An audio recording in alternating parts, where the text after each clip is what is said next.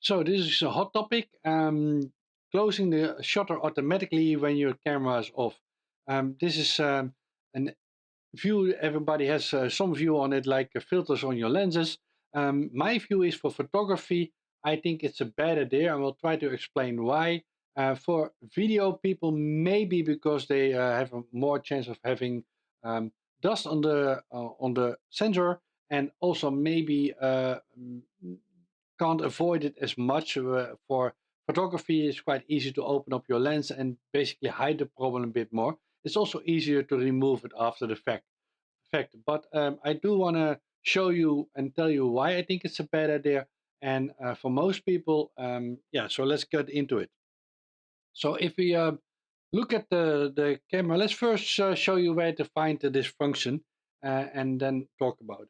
So because you need to turn it on most cameras.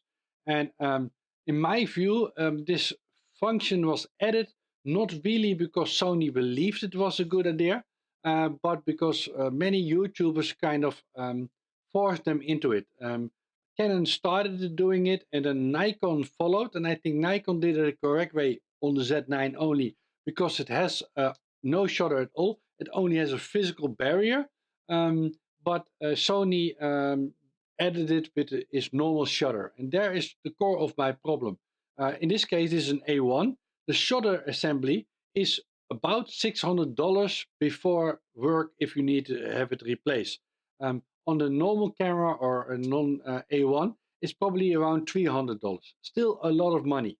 So you have to ask yourself, what is more likely to get damaged?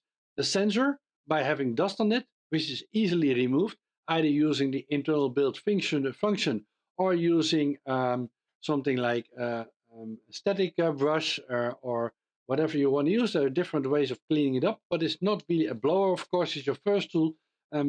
Or do you want to risk that you touch the shutter and break it? Or let's take another use case. Let's take you're on the beach and you want to change your lenses.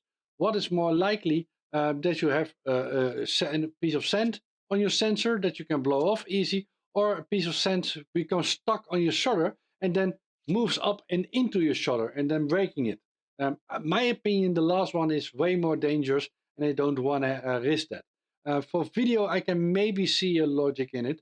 And maybe if you're a YouTuber and you like to show around your camera with the lenses hood off or the cap off, I don't know why they do it, but somehow every YouTuber wants to show the shutter down or the sensor open in the air. No idea why they do that. I don't do it, and I've already felt quite uncomfortable showing it in the preview picture. So let's show you where to turn it on if you want to use it anyway. So again, in this case, we need to be in the last function, so the little briefcase. And you can see that one of the options is anti-dust function, and there's two subparts. Now the first one is the sensor cleaning, and this is kind of good to see because there are now two types of it, and one is not automatically called every once in a while anymore. So if you have an A1, for example, it's not really clear how often it automatically gets called. And also, it does not shake anymore like the old one. It sort of now uses an ultrasonic cleaning method. So if I turn it on, you will not hear it anymore. Won't do it in this case because I need to turn the camera on and off. But that's something that you might want to try. But here you have the setting that you can turn on, that the shutter goes down the moment that you turn the camera off. And already notice if I turn it on, that it gives you a warning. And I think this is already a hint that Sony says, hey, if you want to do this, make sure that sunlight does not hit your lens and then burn your shutter, which is one dangerous thing. But clearly, Sony thinks that it's more likely that the shutter blades get damaged by the sun than your sensor itself. Interesting observation. So if you put your camera down on a bench, or for example, by bad luck, the sunlight might just hit your lens, go into the sensor, and burn your sensor. But clearly, Sony is more worried about burning the shutter, which might be down in front of your sensor, than the sensor itself. The second thing it says, don't touch it because you might damage it, kind of. So I think this warning is already hint that Sony is also not totally happy with you using this function default. Another sign is that default is not turned on. So I won't turn it on in this case, but if you turn it on here, it will automatically go down when you turn off the camera. So that's all I wanted to say, because basically this video is all about me just forcing you, like with filters on lenses, to think about, does this make sense to me? Does it make sense that this function is being used or not used?